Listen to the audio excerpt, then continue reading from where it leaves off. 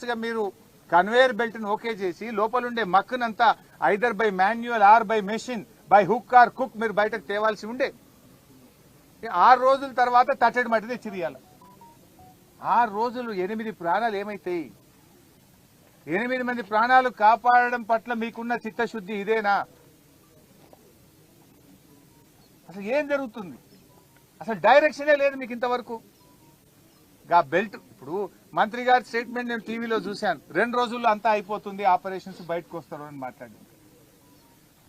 నేను అక్కడ అందరితో మాట్లాడాం. మా జగదీష్ అన్న చెప్పినట్టు లేబర్తో మాట్లాడినాం, వెల్డర్స్తో మాట్లాడినాం, జేపీ ప్రతినిధులతో మాట్లాడినాం, రాబిన్సన్ ప్రతినిధులతో మాట్లాడినాం, ఎన్డీఆర్ఎఫ్ టీంతో మాట్లాడినాం, అందరితో మాట్లాడినాం చాలా ఓపికగా.